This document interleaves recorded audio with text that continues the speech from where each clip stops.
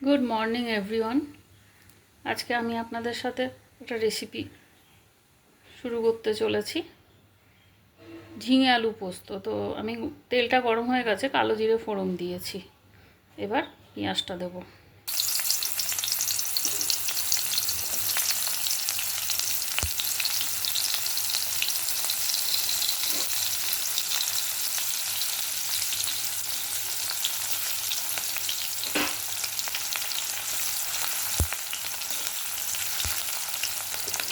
যেহেতু এটা আমি ঝিঙে আলু পোস্ত করছি, তার জন্য আমি কালো জিরে ফোড়ন দিলাম। আর শুধু আলু যদি পোস্ত করতাম তাহলে আমি 5 ফোড়ন দিতাম। আলু পোস্ত তো দুই বাঙালিরই প্রিয়, ঘটি বাঙাল দুই বাঙালিরই প্রিয়। তো নন ভেজগুলোরাও খান। চলুন দেখুন রেসিপিটা। আগে পেঁয়াজটা একটু ভাজা ভাজা হয়ে গেছে, এবার আমি আলুটা দিয়ে দিলাম। এবার আলুটা দেওয়ার পর হালকা একটু হলুদ দেবো। অনেকে পোস্ততে হলুদ খান, অনেকে খান না। আমরা অল্প একটু দিই, যেহেতু আমার শ্বশুরবাড়ি বাঙাল আর বাপের বাড়ি হচ্ছে ঘটি। আলুটা একটু ভাজা ভাজা করে নিই, তারপরে ঝিঙেটা দিয়ে পোস্তটা দেবো। আলুটা একটু ভাজা ভাজা না করলে না কীরকম যেন লাগে খেতে।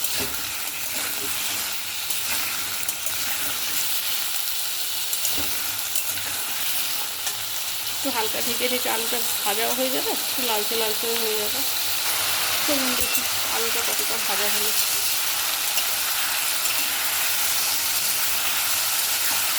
আর একটু ভালো, এই ভাজার সাথে সাথে আধা সিদ্ধও হয়ে যাবে।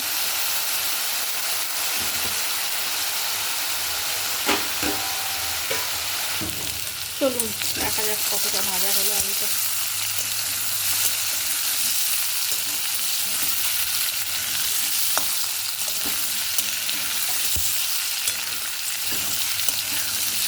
প্রায় অনেকটাই ভাজা হয়ে গেছে, লাল লাল করে। এবারে ঝিঙেটা দিয়ে দিই। এই যে ঝিঙেটা দিয়ে দিই। চলুন কথা বলতে বলতে ঝিঙেটা পুরো দেওয়া হয়ে গেল। এবার একটু নাড়ি। ঝিঙে থেকে তো জল বেরোয়, ওই জন্য আলুটা একটু ভালো করে ভেজে নিলাম। ঝিঙেটা দেওয়ার পরে না ভাজা যাবে না।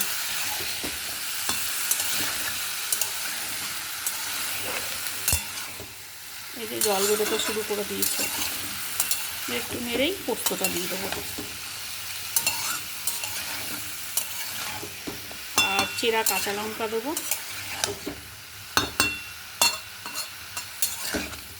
শুধু ঝিঙে পোস্ত করলে সেটাতেও কালো জিরে ফোড়ন দিয়েই করা হয়। চলুন পোস্তটা দিয়ে দিই। ঝিঙে থেকে জল বেরোতে শুরু করে দিয়েছে। এই যে পোস্তটা দিয়ে দিলাম।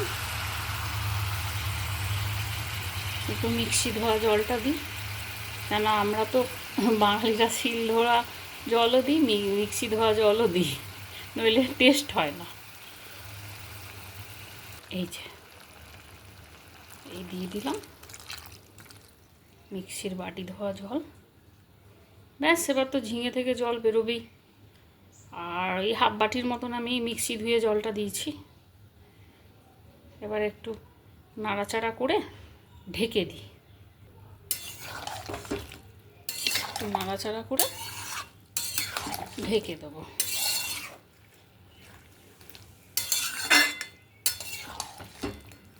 জল দিতে লাগবে না, জল ঝিঙে থেকে বেরোবেই।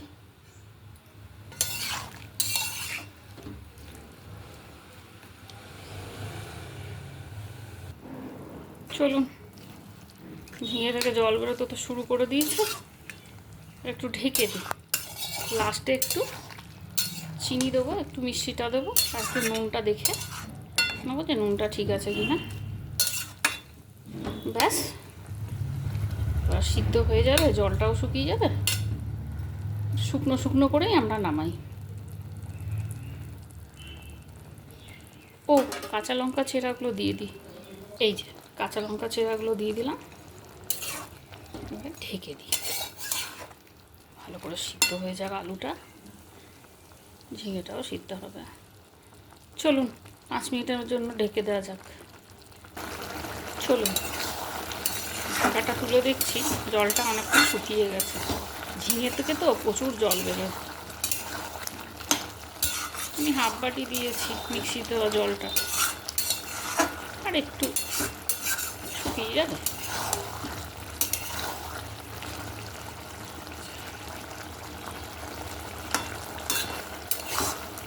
সিদ্ধ হয়ে গেছে, আলু তো সিদ্ধ হয়েই গেছে, ঝিঙে তো সিদ্ধ এমনি হয়ে যাবে। ঝিঙেটা খুব নরম জিনিস,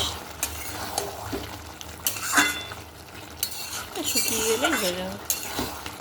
লাস্টে একটু কাঁচা তেল দিয়ে দেবো। চলো শুকিয়ে যাবে একটু, অনেকটা শুকিয়ে গেছে, আর একটু। অনেকে এরকমও নামিয়ে দেন, একটু গা মাখা গা মাখা, কিন্তু আমাদের বাড়িতে একটু শুকনো শুকনো খায় তো। এই যে, নইলে কিন্তু এটা হয়েই গেছে। এই যে গা মাখা গা মাখা।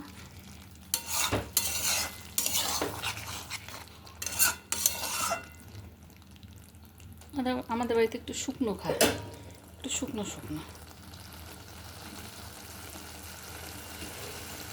এবার মিষ্টিটা দিয়ে দিই, অল্প একটু চিনি। এই যে হাফ টিস্পুন চিনি দিলাম।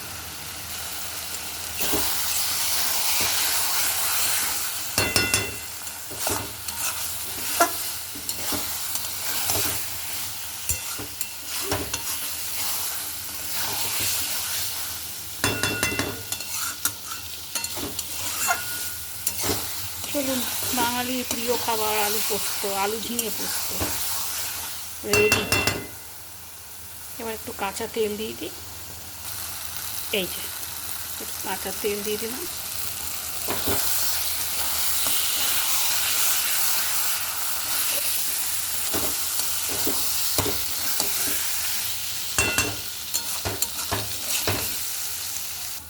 চলুন, আমার ঝিঙে আলু পোস্ত তো হয়ে গেল। ভালো লাগলে অবশ্যই ট্রাই করবেন আপনারা বাড়িতে। আজ আসি, আবার একটা রেসিপি নিয়ে দেখা হবে পরের ভিডিওতে। সবাই ততক্ষণ সবাই ভালো থাকবেন, সুস্থ থাকবেন। টাটা।